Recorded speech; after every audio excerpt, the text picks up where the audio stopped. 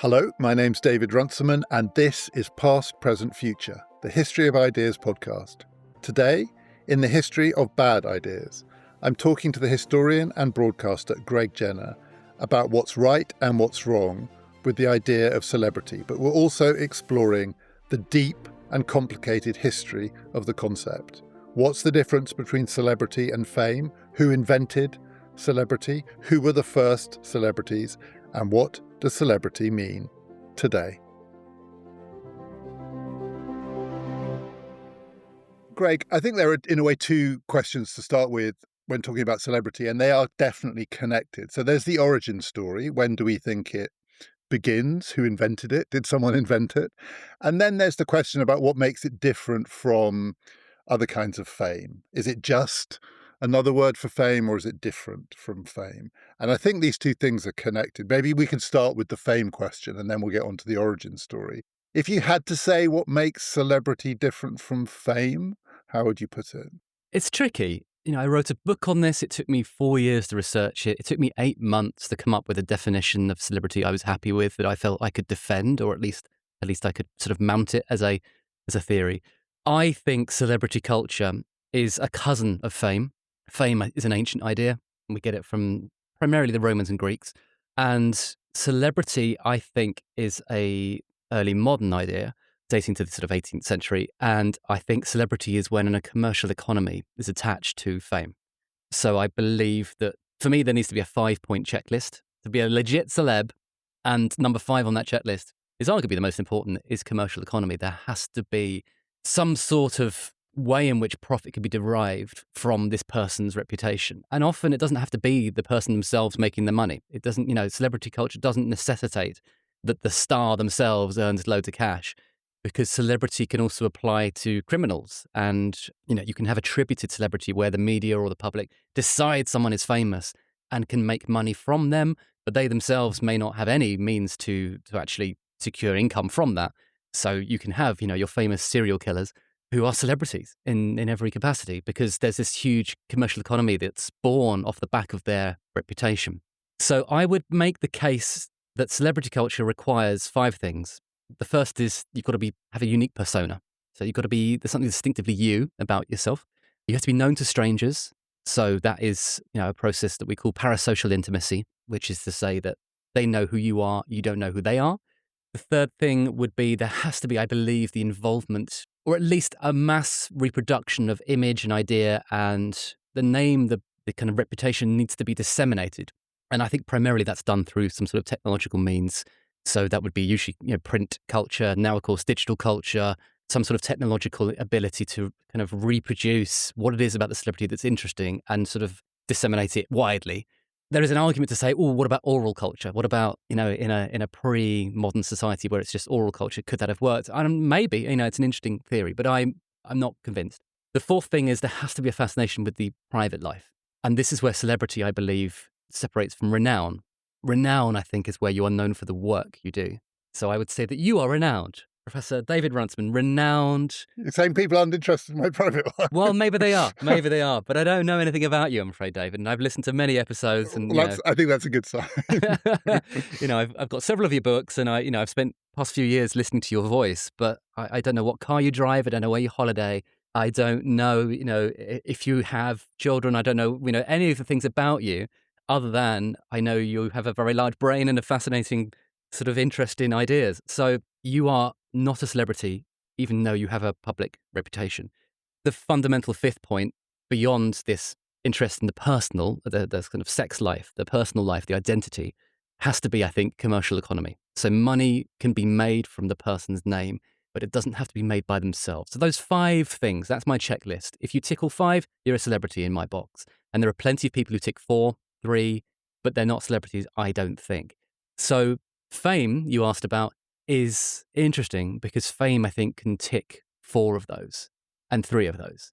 So it's an interesting question of how we define and divide up our subjects. But for me, celebrity culture is born in the early 1700s, for certain. It might be older than that, but that's a debate I am willing to have, but I wasn't confident in. But fame culture is a much older idea, and we find it in the Bronze Age, and we certainly find it in the Iron Age, and it permeates through the medieval world. So I think that's the hill I'm going to die on today. So on fame, let's take an example. As you say, you could meet 4 of your 5 criteria. That would be fame. Julius Caesar, for example. People were interested in his personal life. His image was widely reproduced. Roman emperors, but Caesar is probably the preeminent example. I think Julius Caesar is now a celebrity in the sense that he's a brand. I'm amazed by how often he features on adverts, radio adverts. My son, who's a bit of a pedant, always points out on the adverts that he's presented as an emperor and he wasn't an emperor. But he's the sort of go-to emperor if you're selling car insurance or whatever it is. And again, that meets your test because you don't have to make money yourself, long dead. I mean, Albert Einstein is another classic example. He is now pure celebrity.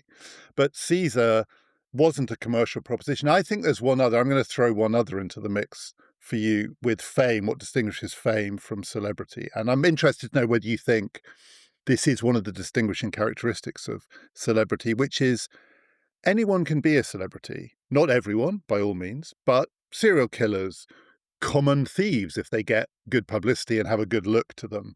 Children can be celebrities. Children are often the biggest celebrities of all. Fame is not a democratic idea. In the ancient world, the famous people, the Julius Caesars, the Alexander the Greats, it's an extension of nobility. You're not going to be a pleb and become famous. Maybe a gladiator, I don't know. That's probably but generally fame is glory. It's a version of glory. It's not exclusively, but primarily military. And these are princes, aristocrats, people born to it, competing for fame in a world in which certain kinds of people have the opportunity to acquire it. And it's a high stakes. That's the other thing about it, I think. Death or glory. Don't think I've ever heard anyone say death or celebrity, but maybe they have. But death or glory. So fame feels to me like something which is a narrower category, partly because it's not that widely accessible. And one of the weird things about celebrity, and maybe it's a modern idea because it's in some ways a democratic idea. I mean, it's a very loose use of that word democratic, but it could be you. And I don't think with fame, most people in the Roman world would think, no, it couldn't be me. There's nothing I could do to become famous. I think that's a really interesting distinction. I guess on behalf of ancient historians, I'll push back a little just in case it's helpful to sort of have the debate.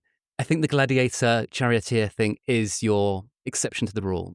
2 of the most famous Romans of all time were low status men who found fame in the arena. So the highest paid sports person of all time, when we adjust for inflation, was a charioteer called Diocles, who had earned something like £1 billion in modern money and was this sort of extraordinarily successful, because he didn't die, because chariot racing is incredibly dangerous. So he lived long enough to accrue these kind of earnings and winnings.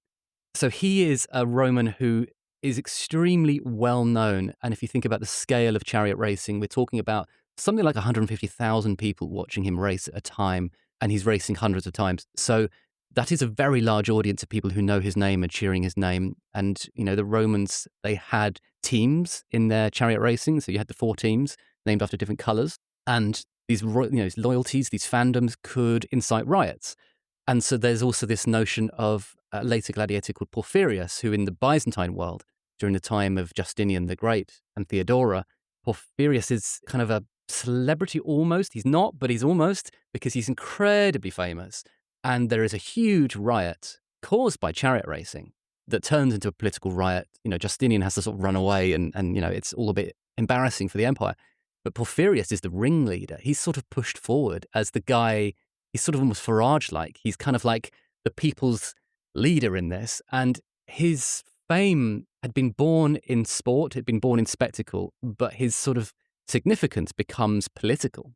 And in some ways, you can look at him and go, that's interesting. There's someone who's risen from a very lowly, what's called infamia, right? In the Roman world, infamia wasn't infamy as we understand it. It was a legal status. It was low status. You were effectively a criminal or outside the law or outside the protection of the law. Gladiators, charioteers, they're very undignified. And yet they weirdly have this pizzazz and charisma that makes even emperors want to emulate them. We have these stories of emperors taking to the arena, Commodus most famously, wanting to be like a gladiator, and people being sort of shocked and humiliated at this thing. And we see it a bit now with Trump in the sort of WWE with wrestling, and you kind of think like, hang on a minute, what's going on here? You're meant to be at the top table. You're not meant to be in the ring. And so Commodus is the classic example. There are others who sort of seem to ape this desire to have an odd fame that comes from this sort of low, violent, criminal kind of reputation. But Porphyrius the charioteer, and there are various gladiators whose names we know who are clearly beloved. But Porphyrius and Diocles are two really interesting case studies that seem maybe to be exceptions to the rule.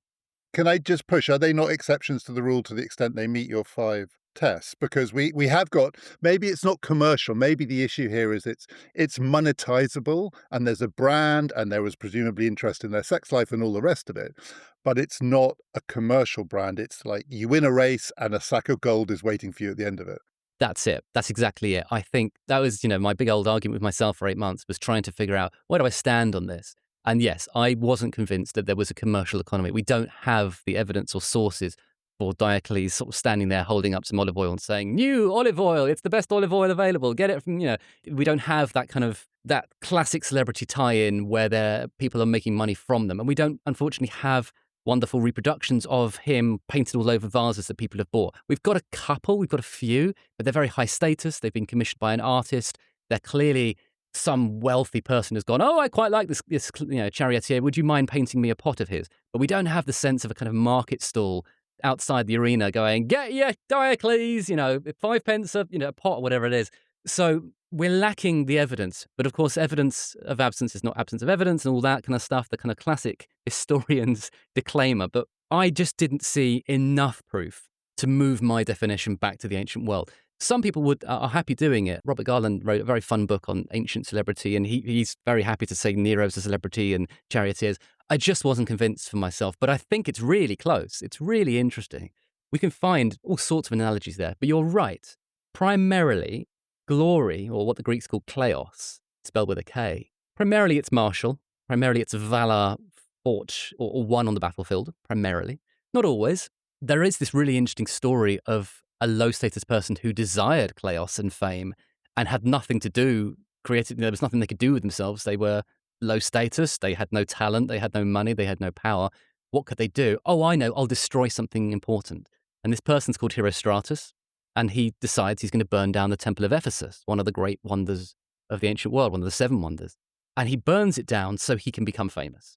And what's really interesting is that we now have this psychological diagnosis called Herostratus syndrome, which modern psychologists will say is one of the reasons that journalists and rolling news editors are not meant to read out mass shooters' manifestos on air, because that is what they want. What they want is the attention. They want to be famous. They want the flames of their fandom to grow. They want to inspire others. And it's called Herostratus syndrome because this guy thought, well, what can I do to get famous? I know, I'll set fire to this thing that people love. And his punishment was obviously torture and execution, the classic punishment for any kind of crime. But his punishment was to be completely wiped from history. That was what they decided. They were like, this guy clearly wants to be known, so we should make sure he is not known. Unfortunately, his name is Herostratus. He couldn't be forgotten. What he had done was so monstrous, so sinister, so shocking that people couldn't help but talk about him. So Herostratus gets his wish. He gets his Wikipedia status. He's got his page. He's got his syndrome named after him. He gets his desire. He knew he was going to die, and he got what he wanted. So that is, weirdly, the Greeks call that kleos, glory. They did have a word they very rarely applied to negative fame, which was dysklies. But it's really rare. You don't find it in sources or texts very often at all. Primarily, the Greeks would use kleos to be both a positive and negative sense of glory or ancient fame. And typically in traditional scholarship and traditional readings of these sort of poems, we would often say that kleos was posthumous. It was a glory won after death.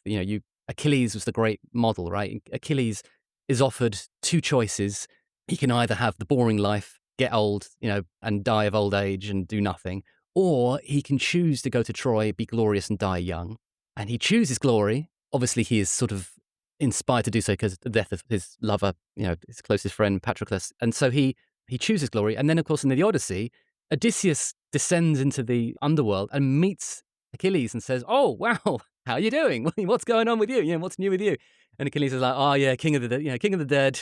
And Odysseus is like, "And is it good?" And he's like, "No, it's awful. I wish I'd chosen peasant. I wish I'd been a farmer back on my land, mud up to my knees. Just, I got it wrong."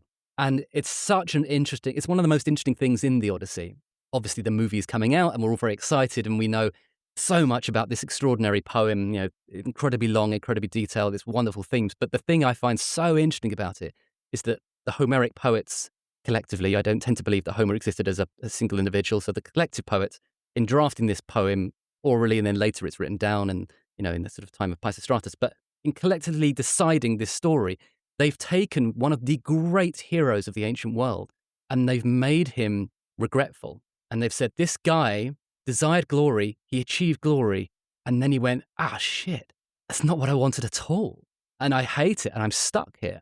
And it's an incredibly interesting decision, creatively, poetically, to give your great martial, glorious, this warrior who is semi-divine, and obviously he is mortal in the Iliad. In later stories, he's sort of semi-immortal.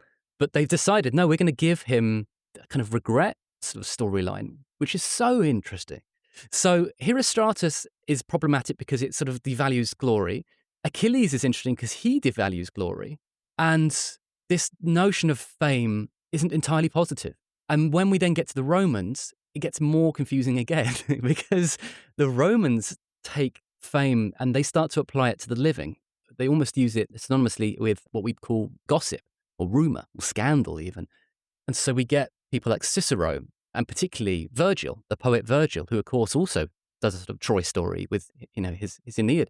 Virgil is sort of famous in the ancient world for being really shy and retiring and awkward and doesn't like public speaking and hates it when people praise him and hides behind pillars when people try and say hello. He's not this sort of big public facing genius who's like, yes, I am the great writer of Rome. And what's so interesting about him is that he describes fame as the goddess Fama. That's where we get the word from. Fama, F-A-M-A. She, in some ways, derives from Phame, the Greek goddess of glory. Now, Phame is a sort of beautiful, angelic goddess who, long golden hair, flies around, and she has a trumpet, and she toots your name, and you are glorious, da-da-da-da-da-da.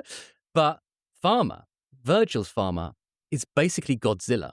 She's terrifying. She's a monster. She hunts you down. Her body is covered with ears and tongues and eyes and mouths, the kind of organs of gossip, these kind of physiological manifestations of what it is when people talk about you. And Fama derives from the Latin fari, which means to speak or talk or gossip. And she is this beast who comes for you and stalks you and will destroy you. And the more people talk about you, the bigger she gets. She grows, her head's lost in the clouds. So Fama, in Virgil's version, is terrifying and predatory and destructive. So the Greeks are like, yeah, glory's great and everything. And then they sort of maybe have these sort of interesting nuanced conversations about, well, is it all it's cracked up to be? But the Romans seem to really change it again. And in Virgil, we find this model for fame that was later used by Lady Gaga when she named her album The Fame Monster. She understood, as Virgil understood, that when people talk about you, you're vulnerable, you're dangerous. So does that distinction, do you think, still hold? Obviously, people talk all the time about the dangers of wanting to be a celebrity and then discovering it's not all it's cracked up to be. But I think it is interesting that it is usually cashed out in the language of fame. And that classical idea of fame, in all of these different guises, it's not something that can really be enjoyed. Either you're dead, or it was a mistake. You were dead and it was a mistake. Or you're alive, but you're in the grip of a monster. You're in the grip of powers you can't control. And there is something in the idea of celebrity, and it may be connected to the ways in which it is a commercial proposition, that it is at least capable of being enjoyed by the person who experiences it. And I think a lot of people think it's a sort of ignoble desire to want to be a celebrity, but not that it's deranged or insane.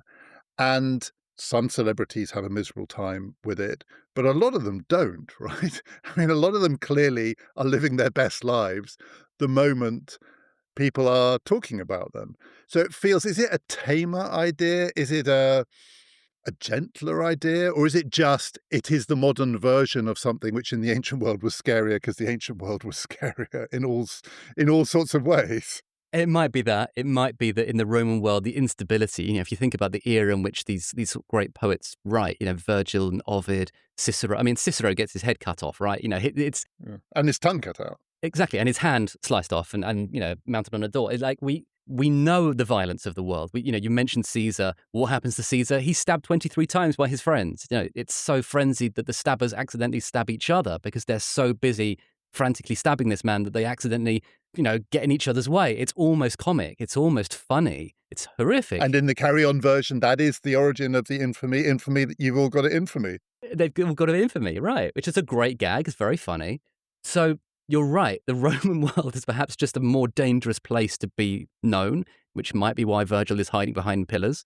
But maybe there's also this sense that celebrity has a bigger reward because celebrity, when it shows up in the 1700s, there is a commercial reward like you can get rich, you can get wealthier, you can climb out of your low status position and have dinner with the lords. And, there's this sort of, one of my favorite celebrities is a guy called Edmund Kean, who's this sort of brilliant Shakespearean actor who's an absolute liability. He's a sort of raging alcoholic and he is enormously talented, but he's a problem. He's a real problem. But he's working class. He's had a really tragic childhood. His dad had died by suicide, we think. His mum had sort of given him up and he was raised by his aunt. He kind of, grown up as a touring actor. As a boy, he was very small. He had a weird voice. He had quite sharp physical features on his face and didn't look like the leading man. So he was never going to make it as a leading man. And then he suddenly makes it as a leading man and everyone's sort of shocked and surprised. And he has almost overnight fame. And he ends up befriending all these lords and ladies and going to dinner with Byron. And he finds it simultaneously great and awful because he sort of realizes he doesn't have his classical Latin and his Greek. So he gives speeches in Latin and Greek that he doesn't understand. He's sort of learned them parrot fashion from his wife, or he's trying his best, or, he's sort of desperate to fit in. But halfway through the dinner, he'll do, what I think sometimes people call an Irish goodbye, right? Where you vanish and people are like, where's he gone? And they find him 3 days later in a pub in Deptford with his mates, getting drunk. And that's where he wants to be, but he's desperate to belong as well. And he's convinced that he's the illegitimate son of the Duke of Norfolk because his aunt had an affair with the Duke of Norfolk long ago. So in his head, he's like, yeah, I'm worthy of all this. I belong with these sort of greats. I should be at the top table with Lord Byron. But when he's there, he goes, I hate it. And so there's a kind of interesting question there. Like he's risen, he's reached a level, he then finds it an uncomfortable level. And what does he do? He wants to go back to his friends. So even celebrity in the 18th century has this fascinating push-pull effect where the lower class actresses on the stage, they would quite often become fashion kind of icons. And these women who were often low status, sometimes of the lowest status, sometimes, maybe had done sex work or had grown up in a brothel or whatever, they sometimes end up on the stage playing queens, playing Lady Macbeth, playing these sort of tremendously high status roles. And they're wearing these gorgeous frocks that have been made for them by the frock makers of London and Paris who make the frocks for the Duchess of, so on forth. And what's fascinating, what's really interesting is that you get these moments where the women of the court start going up to these actresses and saying, oh, you should come to the ball. Could I wear your gown? And the duchesses start saying, can I wear your famous stage costume? And you can wear one of my dresses. And they do a deal and they sort of end up on parity. And it's really interesting because it challenges the entire point of status and hierarchy. These low status women, they haven't become high status in any of the normal ways, but they've acquired high status by fame. Is that one of the ways, again, we'll get off the definitions in a second, but one of the ways that fame and celebrity can be distinguished in that celebrity can be put on and taken off. And certainly over the course of a life, it's actually almost the default, which is you acquire it and you lose it. Celebrity is absolutely a thing that can be lost. Now, of course, fame, in a way, many of the famous people of the ancient world, we no longer know their names. But that model is not really a model of something that once acquired, you just put it down, you walk away from it, or you still want to hold on to it. I'm famous, you're shouting, but everyone else has moved on to the next person. Whereas celebrity, to use a slightly cliched term for it, it feels more fickle than fame. Fame might be fickle in the sense that the goddess might point her finger at you, but when she's pointed her finger at you, you are God. And celebrity feels more like something which comes and goes, which ebbs and flows, which has a a season and a rhythm to it, and also is actually quite random and haphazard. I mean, it's often baffling how it can be acquired and suddenly lost. Yeah, I mean, I think you're right. I mean, typically we often would say fame is a sort of lasting glory. You know, it's quite a conventional interpretation to say that fame puts you in the pantheon forevermore. Sure, you might sort of lose some of your kind of your stock over time, but you know, we talk about Milton and Shakespeare and Chaucer and Boccaccio and Dante. We kind of go like, oh yeah, they're proper legit famous, and they get to be in the kind of pantheon of the great poets. Whereas Eddie the Eagle, or we can think of a million people, but I'm thinking of people over my life who had for a while been really famous, but it's celebrity because it just goes pop at a certain point. Absolutely, and the comedy show Nevermind the Buzzcocks obviously famously has that round where they bring on former pop stars. You know, there's a sort of lineup of 5 people, and they say, "Which one of these 5 random men used to be really famous?" And everyone's like, "Oh, I don't know. Is it number 3?" And not just famous, but desired. Part of the joke is people were screaming, "Really? Are one of these 5?" Desired, sexy, you know, they were on top of the pops and people screaming, throwing their underpants at them, and now there they are standing there and they're 48 years old, and it's like, you know, which one is it? Who's the sex symbol here? That's really interesting, and that happens all the time in the 18th century and 19th century. It's incredibly clear that people get their season in the sun and then something goes wrong, and that something going wrong can be a number of things. It typically, very commonly, you age out of it. So certainly for glamorous women, for these beautiful actresses of the early 18th, 19th centuries, you age out, unfortunately. There is this sort of horrible, misogynist, sexist approach to that. Oh, they've got fat, they've had kids, they've lost their beauty, they're no longer young and sort of, you know, they no longer give off this sort of charm and dainty beauty that people had craved from them. There's a famous child star called Master William Betty, who comes to fame in, I think, 1804 off the top of my head, but it's certainly early 19th century. It's during the time of the Napoleonic crisis. You know, Napoleon is threatening to invade. Napoleon, you know, he's always threatening to invade. And Master Betty is this sort of boy actor who becomes a sort of sensation and people are obsessed with him. There's a thing called Betty Mania, where they're literally fighting to get into the theatre. People are bringing guns and cudgels and they're smashing each other over the head to get the best seat. And they rip the doors off the hinges and they smash the banisters in the theatre. And Parliament, they prorogue Parliament and just sort of go, sorry, we haven't got time for a debate. We need to go see Master Betty play Hamlet. And everyone stops to go see this 12-year-old. And they all agree. He's brilliant. He's a genius. He's incredible. He hits puberty and he's done. That's it. 2 years. He's literally had, you know, the briefest, extraordinarily lucrative, very, very successful 2-year career. And then everyone's like, yeah, bored now. And it's over. And there's sort of interesting conversation to be had there. Like, what was that about? Was that the kind of innate tension and Napoleonic crisis that people are so scared of this foreign threat that they are craving some sort of distraction that is unusual and innocent and pure, and a young boy, you know, Irish by birth, but, you know, sort of British by culture. Maybe he's the great distraction that will kind of keep us distracted from the threat and the fear. Is it simply that it's a fad and everyone's like, oh, let's jump aboard the bandwagon. You know, you're going to this, I'll go to this. That sounds good. And everyone just, it snowballs. It's a mass hysteria. It's, you know, I know you've done episodes before about mesmerism and sort of, you know, the popular delusions of crowds where we all agree collectively that this is all very important. And then suddenly it fizzles out. And what's really interesting with Master Betty is that people lose their minds for him. But there are a few sticklers who are like, this is silly. What are you doing? And one of them is Leigh Hunt, the poet, who himself had been famous as a 12-year-old. He'd written poetry at age 12.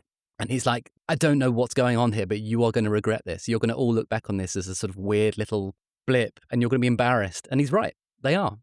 I know you don't like the famous for being famous definition of celebrity because it implies that there's nothing there, and often there is something very substantial there. A lot of people are celebrities, but they also have something quite close to glory in their lives.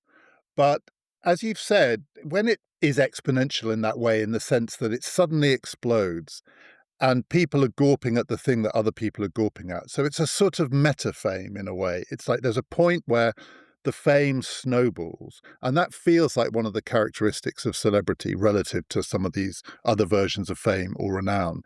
And part of the reason it is the shooting star phenomenon. These are child stars. That's the other word we use to them, star. And you don't say of Julius Caesar, wow, he was a real star. I mean, you might say that now, but you wouldn't have said it at the time. I don't think Well, famously, Julius Caesar was stellified, which is a word we get from Chaucer, which means a human turned into a star. And there was indeed the Julian star that people identified in the sky after he was murdered. And they went, aha, that's Julius Caesar up there. So I suppose I'm distinguishing the shooting star version of this, because the child star is not that, right? It's not, here's a thing that will burn for all time. It's like, here's a thing that will light up the sky. It's more like a firework, right? The child star is the firework. But there is also a famous for being famous, it feels to me, with celebrity aspect to it, or a network effect, to use a slightly pretentious term, which is as the snowball, gathers momentum, we're all dragged along. And then there is a point at which this thing falls apart. It might be an emperor's new clothes moment. It might be someone comes along and says, what the hell are you all doing? It might be mass hysteria and the moment just pops. But there is a point, it feels to me, in the story of celebrity where famous for being famous, and the being famous bit could be something very substantial, but something is laid on top of it, which is a kind of meta fame. And in that sense, it is a little bit emptier than other versions. Yeah, I don't disagree with you on that. I think the reason I sort of took I didn't take a pickaxe to it, but the famous line, famous for being famous, is I think Malcolm Muggeridge, I think, said it. And he was repurposing Daniel Boorstin's theory from the sort of 60s, who sort of, in his quite famous book, where he was talking about the fact that political culture in the 60s had sort of got quite superficial, and it was all about these sort of events that are very paper thin and it's all very managed, and there's a sort of artifice to politics. And he was sort of saying, look, what is this? We used to value genuine talent and ability and people contributing to the human race and the success of our nation. And now we're just looking at people in sunglasses going, oh, they're important because they look glamorous. So he was understandably taking quite a pejorative angle. And I don't necessarily disagree with him in that sense, but I didn't love his phrase, there's nothing to it, because in the 18th century, we already have that. There's a book written in 1786 by Thomas Busby called The Age of Genius, where he laments and he goes, what is it with these celebs who don't do anything, and we don't understand where they're getting their clothes from, and they're showing up to parties and they've got a sword, and you're like, who is this guy? He's not a duke. Why has he got a sword? And Busby is sort of looking around going like, what's happening? There's this sort of invasion of people who are desperate to be known. And one of the most famous is Casanova. And Casanova is really interesting because Casanova, I think, has what we'd call posthumous fame now. I can go into the street and say, have you heard of Casanova, to a random person in Tesco? And they'll be like, yeah, slept with a lot of women, right? And you go, sure. Now, that's not what he was known for in the 18th century. Oddly, that's the one thing he wasn't known for. He was known as someone who was desperate to be famous and tried all sorts of ways to do it. He dressed flamboyantly. He famously fought a duel with a Polish count. He famously tried to be a kind of conversationalist. He tried to show up to parties and cause scandal. He was sort of always there, lurking in the kind of great cities of Europe. Italian, he was in Paris, he was in London. He sort of popped up and went, hello, it's me, Casanova, from the newspapers. He was trying to force celebrity onto himself, and people were like, okay. And some people sort of accepted it and went, who's this glamorous foreign guy? He's fun. And some people were like, no, but who is he? What is he? What's he here for? And they couldn't quite figure it out. And Casanova is sort of a case study in someone who desired fame and tried multiple attempts to gain it, and ultimately got fame for the complete thing he never expected. And now we know him as the thing that he did not intend. And he's also deeply problematic as a person because he did some horrific sexual crimes that, and I won't go into. But when we talk about someone as a bit of a Casanova, we imagine them as a sort of romantic. The real man himself was much, much more monstrous and complicated. We looked at doing an episode of You're Dead to Me on Casanova, and when we looked deep at who he was, we just sort of went, we can't cover him comedically. It's awful. He's sexually abusing his daughter. It's awful in every way. So here's someone who wanted to be famous and who got fame, but he didn't get fame for the thing he was trying to get famous for. So weird. But there are people like Kitty Fisher. There are courtesans. There are young women who use their glamour and sexuality and their beauty as a device to acquire fame. And it was very short-lived. Kitty Fisher famously was a high-class sex worker. She was a courtesan, and she had paintings done by Joshua Reynolds, who made her look like Cleopatra. And it's because she had famously been paid only £50 by one of her lovers, and she was so offended at this low amount of money, even though £50 was a fortune, she ate it. She ate it in a sandwich. She put the 50 quid note in a sandwich and ate it. And Reynolds found this hilarious. And he was like, oh, that's great. I know a great joke we can do in your painting. I'll paint you as Cleopatra. And Cleopatra had famously had this bet with her lover, Mark Antony, to see who could have the most expensive dinner party, who could blow the most cash on dinner. And Mark Antony had sort of, thrown a lavish ball or whatever. And I look, behold, and I've got this, and the biggest fish ever caught. And Cleopatra had gone, yeah, that's fine. And she'd taken a priceless pearl, she'd dissolved it in wine, and she'd drunk it. She'd eaten the money. And Kitty Fisher had eaten the money. So Reynolds, this sort of extraordinary, brilliant, rising star of painting, who later, of course, becomes, one of the greats and helps to found the Royal Academy. But he looks at this young woman and goes, oh, you're funny, and I can do something with this. And he ties her to classical fame. He gives her Cleopatra's reputation. And in so doing, hands her a sort of 10-year window of notoriety. But it's not going to last because her fame is entirely predicated on her being young and beautiful and glamorous and desirable. And of course, these things peter out. And the same happened to Emma Hamilton, the lover of Lord Nelson. She was fun and sexy and glamorous and buxom, and everyone knew that they were a couple, even though he was married. She was married and he was, it's just, as soon as Nelson dies, Emma Hamilton is destroyed. She is, her career is absolutely destroyed. She is mocked, she's humiliated, she's not invited to the funeral. She is sent off in exile and she dies tragically young in France. So scandal and aging out of your fame was probably the number one way for women. For men, it tended to be kind of just disinterest. People just lost interest, or it was probably easier for men to keep their fame than women, I think, as a general trend. Do you think that you mentioned Napoleon, Nelson there, despite the fact that clearly their fame has a lot in common with classical ideas of fame, it's martial, it involves death in Nelson's case, maybe Nelson's the best example of this, they were also nonetheless celebrities in the sense this is now the celebrity age.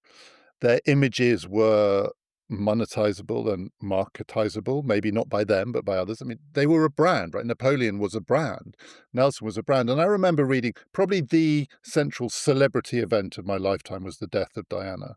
I remember when it happened thinking those rare moments where the whole world is focused on a single person.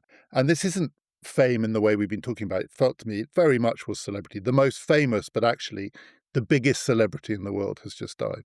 And it produced this extraordinary, for many people, over the top, but I remember it vividly at the time, heartfelt reaction. And I read a book about Nelson a few years ago describing the response to when the news of his death reached London. And the description was exactly the same as how people behaved when Diana died. And it made me think, oh, actually, as it were, there's more in common between Nelson and Diana than between Nelson and Julius Caesar. And your definition makes me think, actually, what it is we are now in the age of celebrity. Napoleon, Nelson, for all their other qualities, they do meet your 5 criteria, and they are celebrities on top of their fame. Do you think that's right? I think that's true. Yeah, I think what's so interesting about the analogy of Napoleon is, he grows up obsessed with Caesar and Alexander the Great. So, when he heads off to Egypt, part of that is sort of fandom. He wants to walk the same footsteps as his heroes. He wants to see the pyramids and he wants to conquer Egypt, just as Alexander had done, just as Caesar had done. And so, in some ways, Napoleon's branding is predicated on his understanding of classical fame and his attempt to put himself in the same pantheon. So he's aiming for that. He's aiming for glory. And of course, political success, of course. At this point, he's not yet emperor. He's a soldier on behalf of the nation of France. And then, of course, he uses that to turn it into proper power and crowns himself emperor in 1804. Nelson's really interesting because Nelson is the archetypal hero, gives his life for his country, dies in battle, dies at the victory, right? Dies in HMS Victory. He's literally, it's... Oh, the branding is great. It's really good, right? It's the best. He's shot by a sniper from a French ship and his sort of death scene is iconic, kiss me Hardy, or did he say kismet Hardy? There's debate. And he's pickled in a barrel and taken home. And there's a sort of, huge state funeral and mass outpouring of grief. And they build Nelson's column, and he's on top of that column, huge, erect, massive, like a needle, like an ancient Cleopatra or, Cleopatra's needle, which of course nothing to do with Cleopatra. They're much older, but this ancient obelisk almost dedicated to this man. He's so high, tall, lofted. And what's so interesting is that his reputation is instantly cleaned up. Emma Hamilton is shoved out the door. Get out. Harridan, you scandalous destroyer of the marriage. She cannot be permitted to be present at all. And his reputation is cleaned up. His biographers never mention Emma Hamilton, or if they do, it's just sort of a regrettable mistake that's, mentioned on page 36. He has to be turned into a hero, and that transformation process. But the process of making a hero out of a celebrity is really interesting. They just have to grey out all of the stuff that doesn't fit in that dynamic sort of slot. You've got to have this sort of purity to your character. You have to be glorious, but also purposeful. And you can't be scandalous. You can't be sleeping around, cheating on your wife. And so the process of creating a hero is actually the kind of antonym of creating a monster. A serial killer is turned into a monster instantly. All of their nuances are sort of rubbed off. They can't be a sort of complex individual who, is actually really kind to cats. They just have to be a monster. They've got to be this terrifying loner. Instead of someone who, kept themselves to themselves, was a bit quiet, a bit shy, awkward, they become sinister. He never spoke to me. He just glared at me. And the same happens to Nelson, but on the flip side. He is turned into a godlike defender of Britain's liberty, great man who gave his life, and stick him on a massive column because there's nothing to compare. So in a way, there's something more real about the celebrity Nelson than the hero Nelson. We're talking about celebrity as a quote-unquote bad idea. It's clearly not a straightforwardly bad idea. A lot of people have, the Malcolm Muggeridges of this world, a lot of people are fantastically snobbish about celebrity and are down on it. But as you've suggested, they tend to have a slightly unhistorical view of it. They sort of think, oh my God, from nowhere, I'm living in the age of celebrity. Mine is a superficial age. Well, the modern age is a superficial age in that sense. But there is a downside to it. I think it's fair to say there is a downside to it. What do you think are the costs? And do you think the costs are primarily borne by the celebrities themselves or their followers, their fans, the people who are swept up in it? I mean, if it is a version of collective madness, that could be a thing to be said against it. There's something euphoric about collective madness, and there is something cathartic, particularly with the death of a celebrity. The Diana moment. I was one of those people who was fantastically grumpy about it. I was too. I was 14. I was in Paris at the time. I was around the corner for where she died.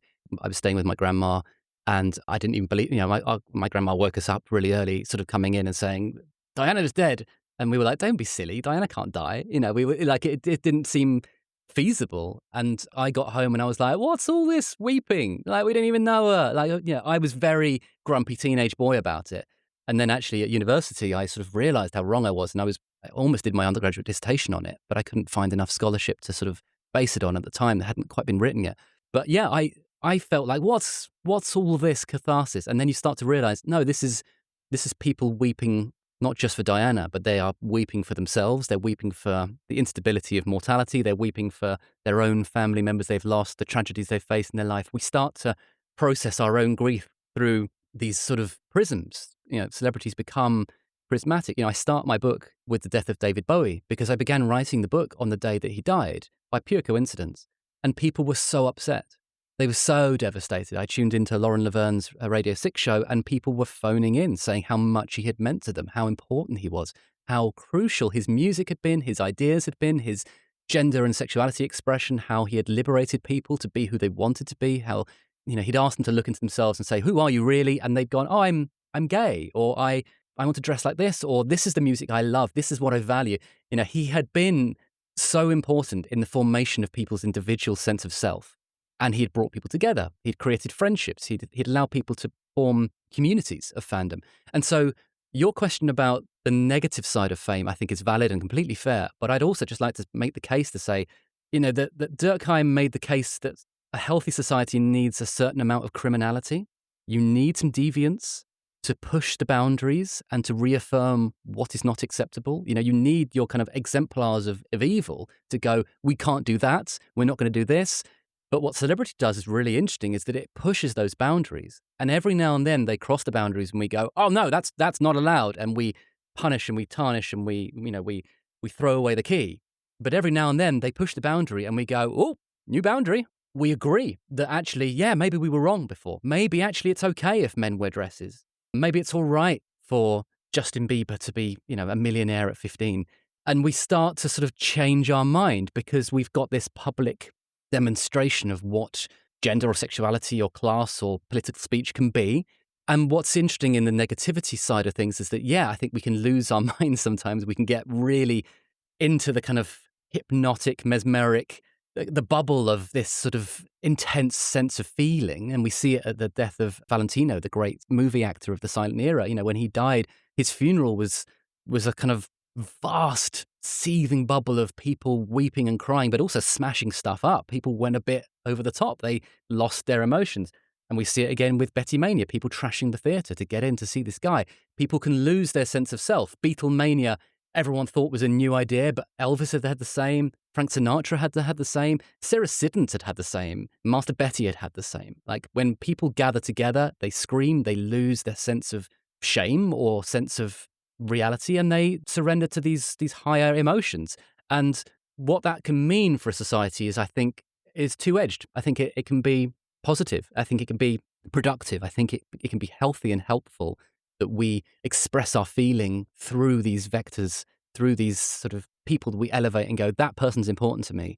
But we also sometimes go too far, and then we feel shame or we feel confusion, and we go, hang on a minute, I lost track of myself there for a bit, sorry. And we see it at football stadiums when fans trash, the famous hooliganism of the 80s, but also the joy that we're seeing in the World Cup right now. The Scottish fans in Boston, short-lived, as is often the case when Scotland show up to a tournament.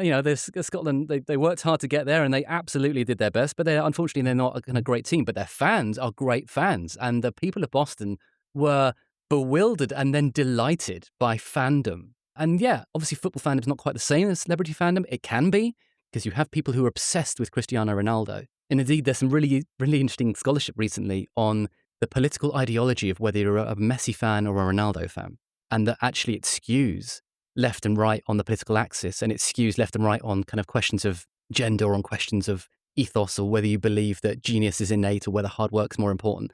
And it's really interesting. You can take these two incredible footballers. Some would say the two greatest of their modern generation. I would say Messi's perhaps the greatest of all time.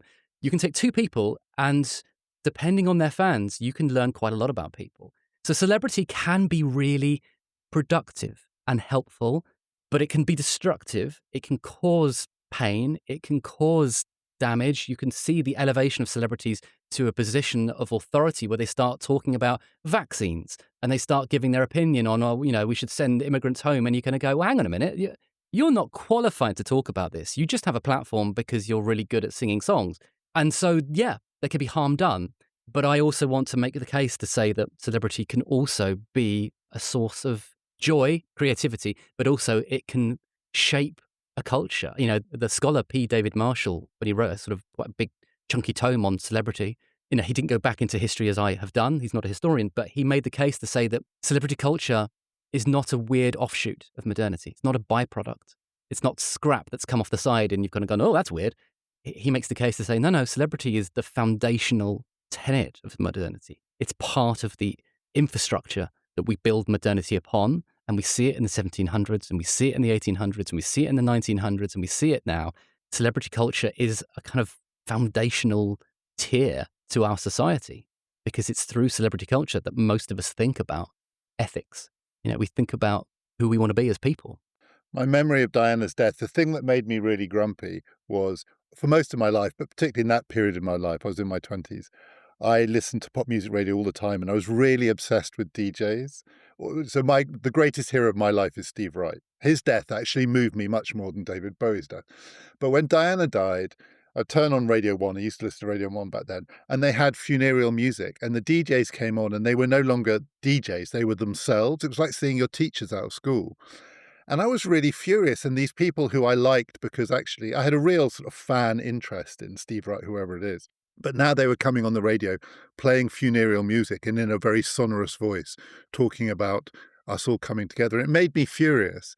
And then I remember thinking, this is ridiculous. What does it say about me that I want my DJs not to be themselves, because actually I think they were coming on as themselves, but to be these sort of cheeky, chappy, I thought, but in Steve Wright's case, very witty, sharp people. And somehow this event had sort of exploded the bubble. And so I had these weird, complicated feelings about it because I wanted my celebrities, I wanted it all to be more trivial. And Diana's celebrity was on such a scale and the event was on such a scale that everyone had to sort of drop the triviality and be themselves. So I just, I ended up completely lost in that thing. I want to finish though with, so I'd say the two biggest celebrities of my lifetime. You can come back and say, no, it's not these two people, but I say it's Princess Diana and Michael Jackson.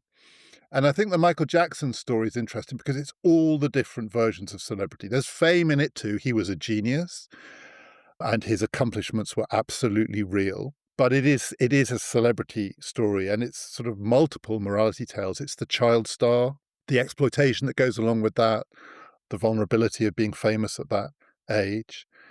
It's the global mania. So I read somewhere, I can't remember where, but in cultural terms, the world has never been more united than it was the week that Billie Jean came out, because weirdly, even though it was the early 80s, it could be heard on both sides of the Iron Curtain. It was being played. You could be in a market in Indonesia. You could be in a shopping mall in North America. You could be in Patagonia, and you would hear it coming out of radios in all of these places. So he was the world, as he would say at one point. And then there's all the dark stuff, what we know and what we don't know about his life, what we know and what we don't know about the abuse that he committed. And then there's his posthumous fame and the way in which the recent movie, which is a really interesting film, it's been panned, but people should see it. It's fascinating.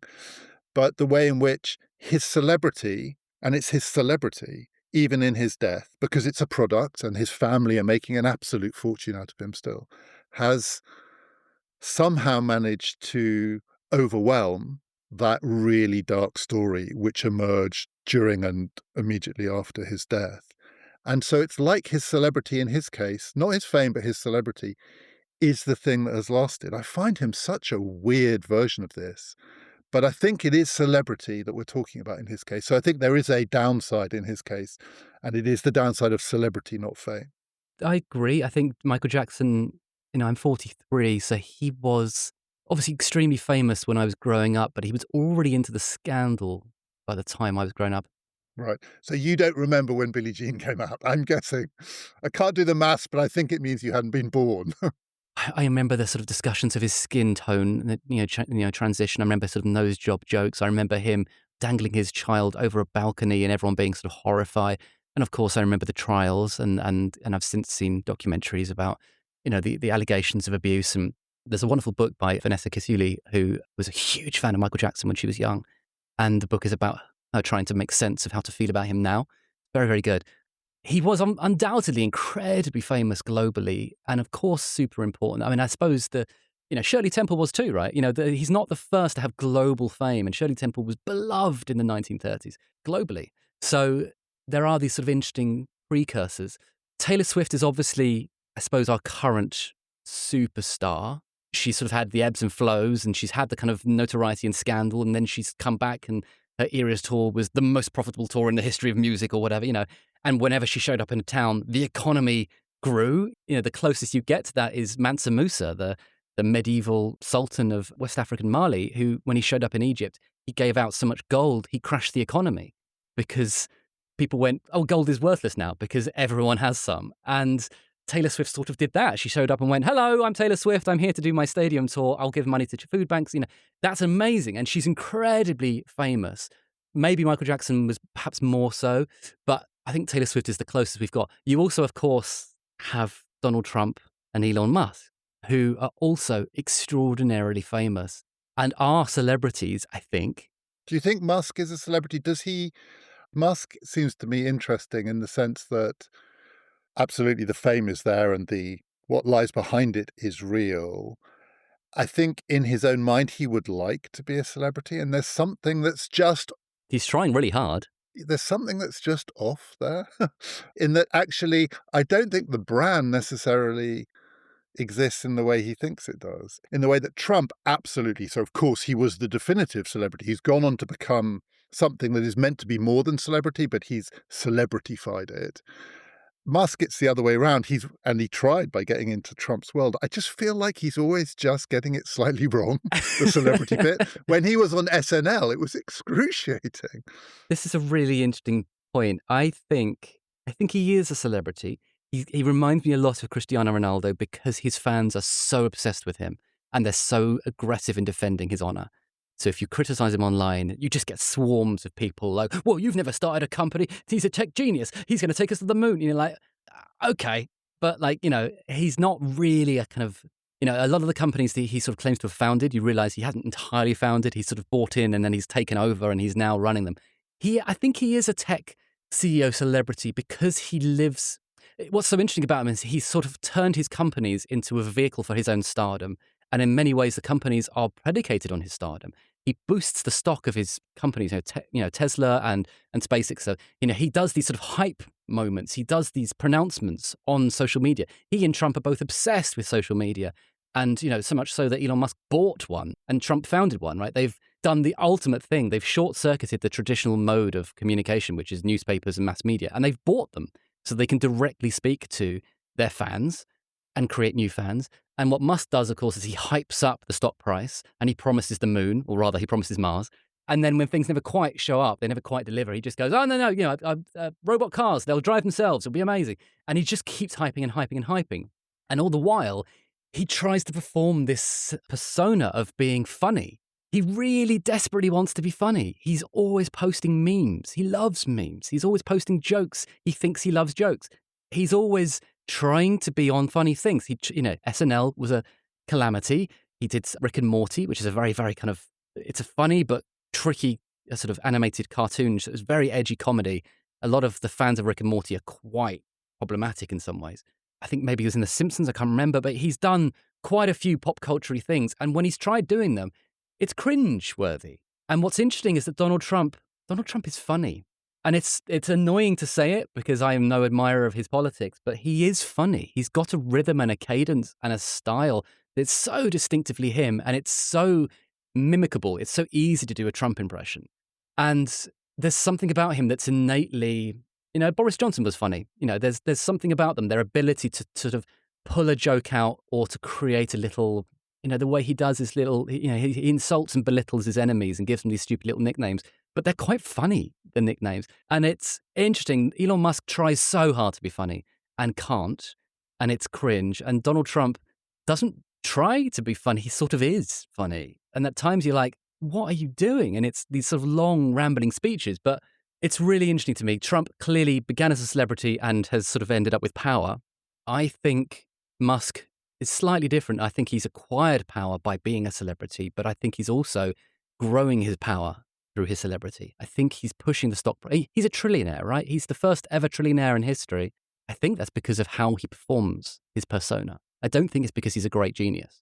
He might be smart. He might be talented. He may well be very good at these things. I don't know. I've not met him. But I don't think the thing that's made him the world's first trillionaire is that he is the Edison of his generation. He talks a good game and people love him for it and hate him for it. Like, people hate him too. Like, he is the most hated, most loved man on the planet. It's really weird.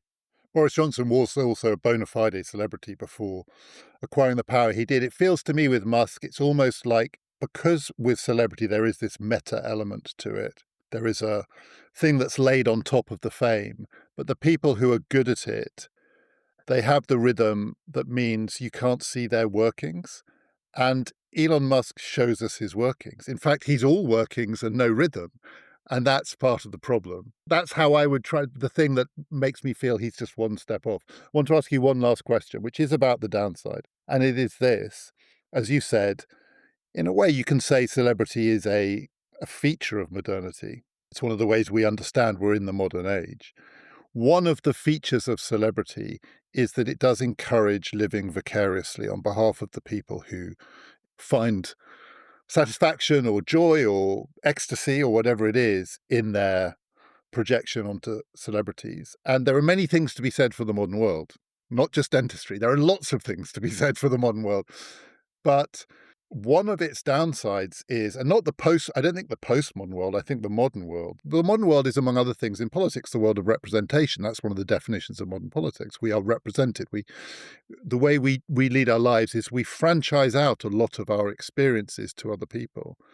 And there is, particularly in the technology and information environment in which we live, a danger that there is an excess of vicarious living. And this is not fame, I don't think, is about vicarious living, but celebrity is. And that is potentially one of the ways in which it is a drag on the human experience. For all of the moments of collective ecstasy or joy or seeing possibilities that weren't there, ours is too vicarious an age. And it is also an age saturated with celebrity. It's definitely saturated. I think the bandwidth of celebrity culture has grown exponentially now that we have YouTube and influencer culture. You know, in my book, I made the case that influencers aren't celebrities in the traditional model because you have to opt in. You opt in, you choose to follow them, you subscribe, and then suddenly you're in their world and they talk to you and there's intimacy and you can feel all the strength and emotions of the parasocial experience. And indeed, you can care deeply about Mr. Beast or whoever it is. But weirdly, these internet celebrities are not celebrities because often they have no clout whatsoever outside the internet. They can walk the high streets and no one else knows who they are. Whereas Tom Cruise is Tom Cruise to everyone. But I think I've lost the argument. I think I'm wrong. I think influencer culture has become celebrity and I think it has globalized and expanded. And I think we are now in the world in which there are too many celebrities to keep track of. And whether that's unhealthy, I don't know, but there are just too many famous people. And when someone shows up on Strictly, the number one complaint when they announce it every single day is like, who is this? Who are these people? I've never heard of these people. And there are the celebrity versions of the reality shows where increasingly people say, well, what's the difference? I'd never heard of them, never heard of them, with the exception of The Traitors, where I remember where people were like, oh my God, these people are really famous.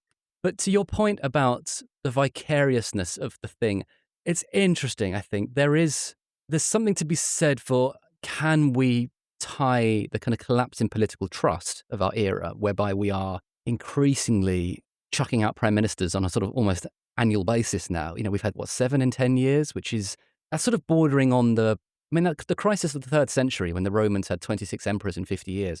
We're matching that pace, which is not great. We haven't murdered anyone, luckily. The Praetorian Guard haven't, sold the throne, but we are racing through prime ministers. We are in sort of deep political crisis. Is there something to be said for celebrity culture being part of that? The culprit, maybe not a culprit, but maybe a factor or a variable? Maybe. And those prime ministers, just to say, they seem increasingly to follow the arc of celebrity, not fame. Liz Truss is a celebrity. Rishi Sunak, people can barely remember. There's something about them which actually feels more like the child star than it does the Julius Caesar. Yeah, maybe. I mean, it's true. Like Gordon Brown's not a celebrity. He has renown. Gordon Brown is sort of hovers there as a sort of statesman, I think, who, when he opens his mouth to say things, people kind of go, oh, that's interesting. And they consider it, and they may disagree, but they consider his thoughts to be worth discussing. Blair is more controversial. When he does that, a lot of people are like, screw you.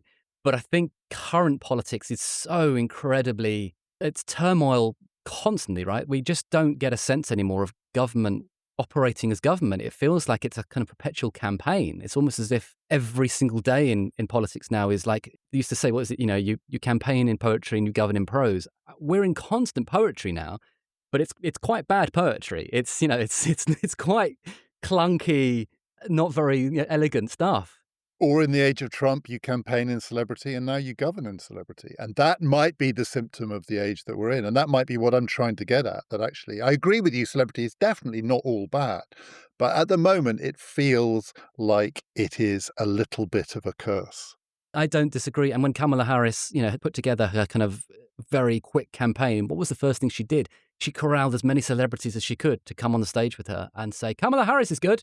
Because it's a shorthand. It's an endorsement is a shorthand. And the earliest celebrity I was happy to coin a celebrity was a politician. He was a churchman. He's called Henry Sacheverell back in 1709. And he was a conservative theologian who gave a very famous fiery speech. And the nation went bonkers for him. And 200,000 people read the speech. And there were riots in his name. And people named their kids after him. And there were pubs who named themselves after him. And you could buy his image and waxworks and all sorts of things. And he helped decide the election of 1710. He gave a landslide to the Tories. And he is the definition of a celebrity telling you how to vote. And we think of that as a modern problem. Boston complained about that in the 60s. I would argue it's there at the beginning of celebrity history. I think it's the first point of celebrity culture is someone going, you should vote for this guy because I say so, because you like who I am and you like my stuff. And now that's where we are on a daily basis. It's who can you get to endorse you? Can you get, 10 years ago, Russell Brand, Ed Miliband scurrying after Russell Brand to get his endorsement to try and secure the young. And now, of course, Russell Brand is toxified and, accused of horrible things. But I think we're in the celebrity age where politics has been subsumed into a subcategory of celebrity culture.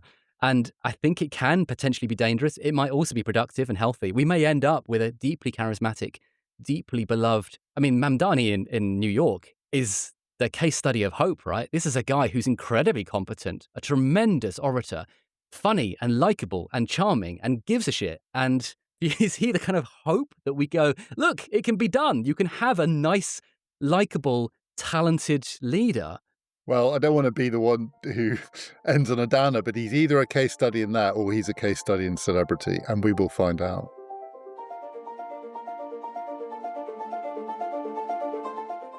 Next time in the history of bad ideas, we're going back to politics, contemporary politics, and I'm going to be talking to the political scientist Jane Green about something which you could call a bad idea, or you could call it a myth. It's one of the things that people believe in, and we're going to be exploring whether they should ditch it. It's the idea that political leaders win elections. That's next time. This has been Past, Present, Future.